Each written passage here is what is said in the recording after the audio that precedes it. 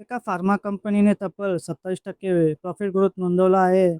एका financial service कंपनीचा नफा 40% वाढला आहे. एका स्टार्टअपला पुन्हा तोटा झाला आहे. तर दुसरीकडे देशातील एफ-एम-सी-जी क्षेत्रातील दिग्गज कंपनी आय-टी-सीचा प्रॉफिट 27% घसरला आहे. पण रेव्हेन्यूमध्ये 28% ची वाढ झाली आहे. तर मित्रांनो, आजच्या व्हिडिओमध्ये आपण Sun Pharma, Aditya Birla Capital, Urban Company आणि आय-टी-सी त्यांच्या क्वार्टर रिझल्टचे सखोल विश्लेषण करणार आहोत. कोणत्या कंपनीने मार्केटला खुश केलं? कोणत्या निकालामुळे गुंतवणूकदाराची चिंता वाढली? चला सुरुवात करूया. नमस्कार मित्रांनो, बाजार तर्कामध्ये आपलं मनापासून स्वागत आहे. दररोजप्रमाणे आजही आपण क्वार्टर रिझल्टमधील सर्वात महत्त्वाच्या बातम्या घेऊन आलो आहोत. म्हणून चॅनलला सबस्क्राईब करा आणि बेल आयकॉन प्रेस करायला विसरू नका. आणि व्हिडिओ शेवटपर्यंत नक्की बघा. सर्वप्रथम पाहूया सन फार्माचा क्वार्टर 1 निकाल. तर कंपनीचा कन्सोलिडेटेड फायनान्शियल रिझल्ट पाहिला तर रेव्हेन्यू यावर्षी 1,51,835 कोटी इतका आला आणि मागील वर्षी 1,37,860 कोटी इतका होता आणि तिमाहीत 1,45,597 कोटी इतका होता. इयरली आणि क्वार्टरली कंपनीच्या रेव्हेन्यूमध्ये चांगलीच वाढ आहे. त्याचबरोबर कंपनीचा खर्च पाहिला तर यावर्षी 1,17,206 कोटी इतका आला आणि मागील वर्षी 1,03,250 कोटी इतका होता आणि तिमाहीत 1,15,189 कोटी इतका होता.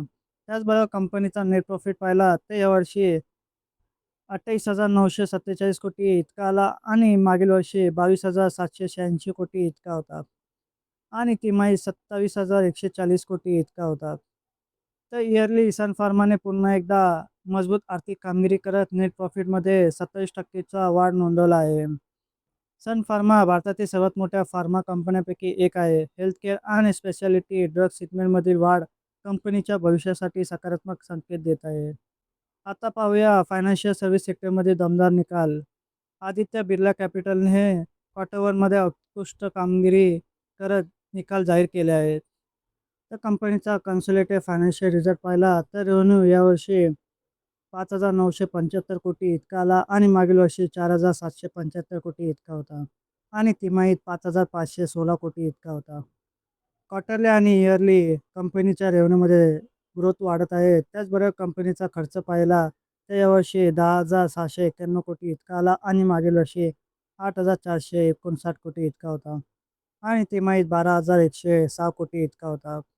त्याचबरोबर कंपनीचा नेट प्रॉफिट पाहिला तर यावर्षी 1,175 कोटी इतका आला आणि मागील वर्षी 838 कोटी इतका होता आणि तिमाहीत 1,011 कोटी इतका होता. तर इयरली कंपनीचा नेट प्रॉफिट 40% ने वाढला आहे.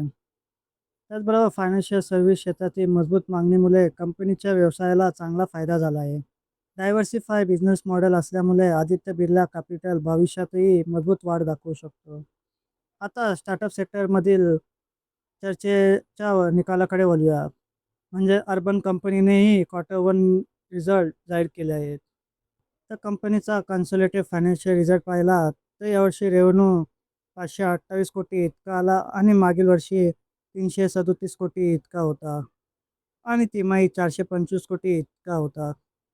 इयरली आणि क्वार्टरली कंपनीच्या रेव्हेन्यूमध्ये चांगलीच ग्रोथ आहे. त्याचबरोबर कंपनीचा खर्च पाहिला तर यावर्षी 639 कोटी इतका आला आणि मागील वर्षी 384 कोटी इतका होता आणि तिमाही 556 कोटी इतका होता. त्याचबरोबर कंपनीचा नेट प्रॉफिट पाहिला तर यावर्षी 92 कोटी इतका आला आणि मागील वर्षी 6 कोटी इतका होता. इयरली कंपनी तोट्यात आहे. त्याचबरोबर तिमाही 161 कोटी इतका होता. यावरून स्पष्ट होते की याच वर्षी कंपनी तिमाहीत नफ्यात होती. पण इयरली कंपनीला 92 कोटीचा तोटा झाला आहे.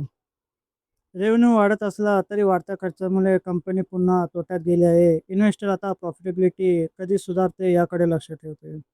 आता देशातील मोठ्या एफ-एम-सी-जी कंपन्यांपैकी एक असलेल्या आय-टी-सीकडे बोलूया. आय-टी-सीने क्वार्टर 1 रिझल्ट जाहीर केले आहे.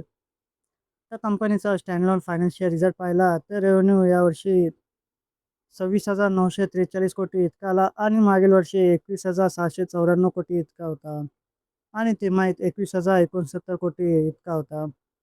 इयरली आणि क्वार्टरली कंपनीच्या रेव्हेन्यूमध्ये वाढ होताना दिसत आहे. त्याचबरोबर कंपनीचा खर्च पाहिला तर यावर्षी 22,829 कोटी इतका आला आणि मागील वर्षी 15,555 55 कोटी इतका होता. त्याचबरोबर तिमाही 15,188 कोटी इतका. त्याचबरोबर कंपनीचा नेट प्रॉफिट पाहिला तर यावर्षी 3,578 कोटी इतका आला आणि मागील वर्षी 5,113 कोटी इतका होता. तर इयरली कंपनीच्या नेट प्रॉफिटमध्ये 27% ची घसरण होऊन 3,579 कोटीवर झाला आहे. मात्र रेव्हेन्यूमध्ये 28% ची दमदार वाढ झाली आहे. प्रॉफिट कमी होण्यामागे काही एकतर कमी घटक आणि खर्चाचा परिणाम असल्याचे कंपनीने स्पष्ट केले आहे. आय-टी-सीचा कोर बिझनेस अजूनही मजबूत असून विविध व्यवसायामुळे कंपनीला दीर्घकालीन स्थिरता मिळवता येत आहे. तर आजचा कन्क्लुजन पाहिला तर आजच्या निकालामध्ये काही महत्त्वाचे ट्रेड स्पष्ट दिसत आहे. फार्मा सेक्टर मजबूत वाढ दाखवत आहे. फायनान्शियल सर्व्हिसमध्ये नफ्याची चांगली वाढ सुरू आहे. स्टार्टअप कंपन्या रेव्हेन्यू वाढवत आहेत, पण प्रॉफिटेबिलिटी अजूनही मोठे आव्हान आहे. एफ-एम-सी-जी सेक्टरमध्ये रेव्हेन्यू वाढत असला तरी मार्जिन आणि प्रॉफिटवर दबाव दिसत आहे.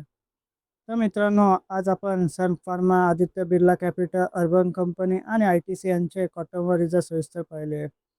तुम्हाला यातील कोणता रिझल्ट आवडला कमेंटमध्ये नक्की सांगा. व्हिडिओ आवडला असेल तर लाईक करा, तुमच्या मित्रांसोबत शेअर करा आणि अशा share market, quarter one result, IPO आणि बिझनेस न्यूजचे सर्वात जलद अपडेट मिळवण्यासाठी बाजार तडका चॅनलला सबस्क्राईब करून बेल आयकॉन नक्की दाबा. धन्यवाद.